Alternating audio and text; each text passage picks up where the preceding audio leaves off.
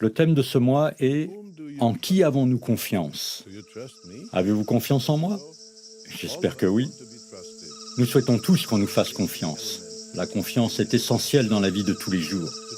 Il est naturel de faire confiance aux autres. La confiance est l'espérance ferme que l'on place en la fiabilité, la vérité ou l'aptitude de quelqu'un ou de quelque chose. Le dictionnaire Webster dit que c'est l'assurance ou la certitude concernant la loyauté, l'intégrité, la véracité, la droiture, l'amitié ou toute autre qualité d'une autre personne.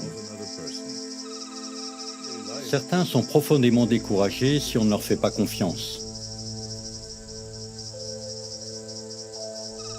Beaucoup de gens aujourd'hui sont malhonnêtes et tricheurs. Dans le monde, beaucoup de gens ne sont pas dignes de confiance. Puisque nous vivons au temps de la fin, Satan et ses démons sont prêts à tout. Ils influencent beaucoup de gens. Il faut donc admettre qu'il n'est pas sage de faire confiance à tout le monde.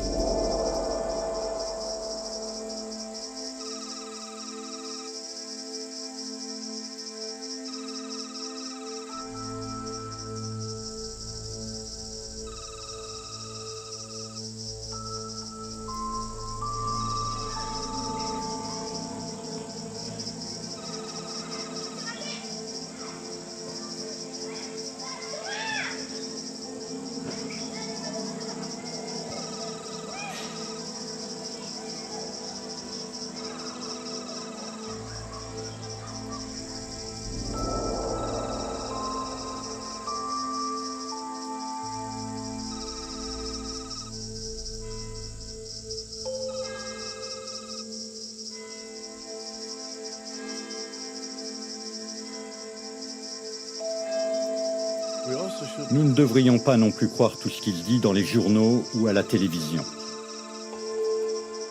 Une citation peut être prise hors de son contexte. Les critiques ne mentionnent souvent qu'un aspect d'un sujet en écartant les autres. Ces rumeurs jouent aussi souvent sur les sentiments.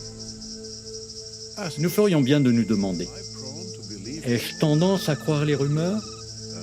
Et si c'est le cas, est-ce que je les diffuse et sape la confiance que les autres accordent à l'esclave fidèle ou aux représentants du comité de la filiale?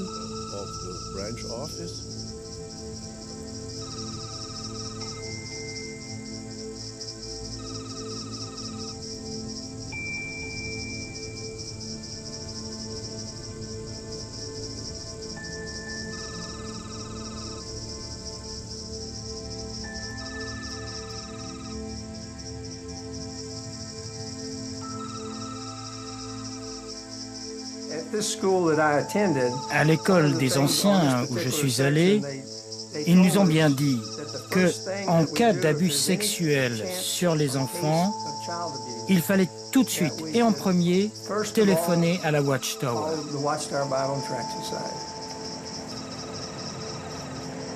La Watchtower est donc bien informée. Barbara Anderson fait part à ses supérieurs de son cas de conscience. Comment tolérer que des abuseurs ne soient pas publiquement démasqués? Je leur ai dit qu'à mon avis, les membres des congrégations devaient être avertis. Barbara Anderson n'obtiendra jamais gain de cause. Elle suit l'exemple de Bill Bowen, elle alerte les médias, elle évoque les lettres qu'elle a vues à la Watchtower.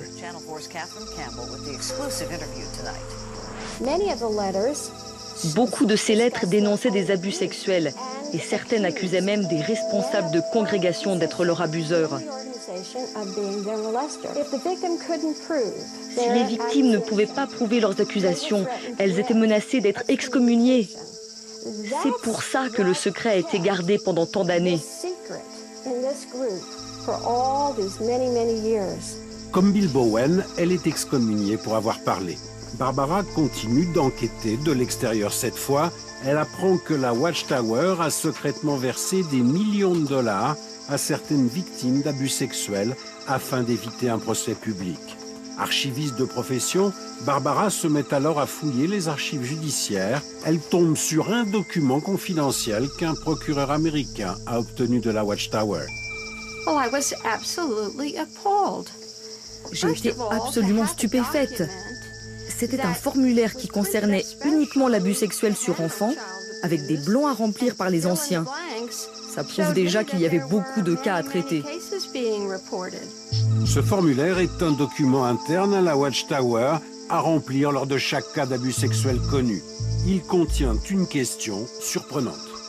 Combien d'anciens estiment que la victime était d'une façon ou d'une autre fautive ou a volontairement participé aux actes? Toute personne qui a étudié correctement le phénomène de l'abus sexuel sur des enfants vous dira que ce n'est jamais, au grand jamais, une question que l'on peut poser. Un autre élément l'a fait sursauter.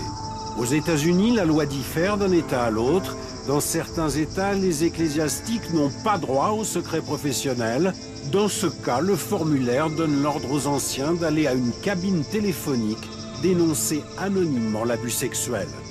Dans les autres États, la Watchtower rappelle aux anciens qu'ils peuvent garder le secret. J'ai pensé, mais comment des chrétiens peuvent faire ça? Elle va essayer d'oublier Dieu, et elle va essayer de retrouver en elle l'enfant qu'elle n'a pas pu être. Et elle ne retrouvera jamais l'enfant. Et elle n'oubliera jamais Dieu. Elle ne retiendra de Dieu que le diable. 4 murs blancs, et le diable derrière la porte.